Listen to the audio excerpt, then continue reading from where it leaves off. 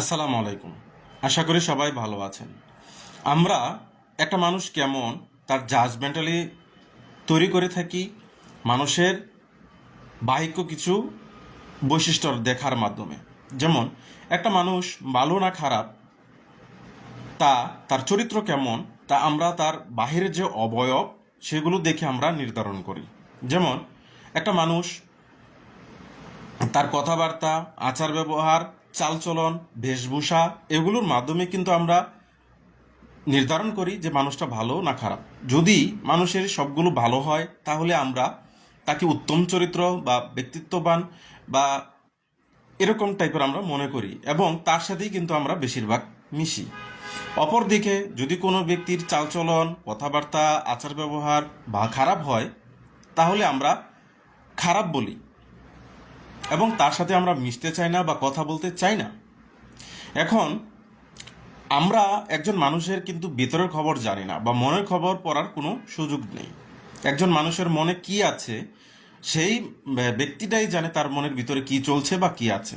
কিন্তু আমরা বাহিরের যে আচার আচরণ এগুলোর মাধ্যমেই বা কথাবার্তার মাধ্যমেই কিন্তু আমরা বুঝতে পারি যে মানুষটা কেমন। এখন আপনি কোন মানুষের সাথে চলবেন বা মিশবেন সেটাও কিন্তু নির্ভর করবে আপনার ক্যারেক্টার বা চরিত্রের উপরে। এখন আপনি যদি খারাপ মানুষ হন তাহলে কিন্তু ভালো মানুষের সাথে বেশিক্ষণ চলতে পারবেন না, কারণ ওর যে চরিত্রগুলো সেটা কিন্তু আপনার ভালো লাগবে না বা লাগলেও আপনি ধারণ করতে পারবেন না। একটা সময় এক গেমে চলে আসবে, একটা সময় ভালো লাগবে না। আবার আপনি যদি ভালো মানুষ, আপনি একজন খারাপ মানুষের সাথে মিশে বা একবার বুঝলেন যে ওই মানুষটা ভালো বা ওই মানুষটা খারাপ, আপনি কখন কার কাছ থেকে প্রতারিত হন? যে ব্যক্তি খারাপ মানুষ তার কাছেই তো। একজন একটা মানুষ খারাপ হলো, এখন আপনি বুঝতে পারলেন যে ওই মানুষটা খারাপ, কিন্তু ওই মানুষের কাছে যদি আপনি পরবর্তীতে যান, পুনরায় যান, মিশেন, তাহলে কিন্তু ধরা খাওয়ার চান্স শতভাগ। এবং আপনি একজন মানুষের সাথে মিশলেন এবং আগে বুঝলেন যে মানুষটা খারাপ, এর পরবর্তীতে সময় যদি পুনরায় আবার যান, এই মানুষের সাথে উঠা বসা করেন, লেনদেন করেন, কথাবার্তা বলেন বা একটা সুসম্পর্ক বজায় রাখার চেষ্টা করেন এবং প্রতারিত হন, তাহলে কাউকে দোষারোপ করার কোনো সুযোগ নেই। কারণ আপনি নিজে থেকেই গেছেন, তার সাথে মিশছেন, তার সাথে কথা বলছেন, তার সাথে উঠা বসা করছেন। এখন একটা মানুষ যদি খারাপ হয় তাহলে তো আপনি বুঝছেন যে এই মানুষটা খারাপ, পরবর্তীতে যাওয়ার কোনো সুযোগ নেই। আবার একটা মানুষ যদি আপনি বুঝেন যে ভালোটা ভালো, তারপরে কিন্তু আপনি তার সাথে বারবার কিন্তু যাবেন। এখন খারাপ মানুষ, কারণ এই ব্যক্তির কাছে যদি আপনি বারবার যান, বারবার কিন্তু আপনি প্রতারিত হবেন।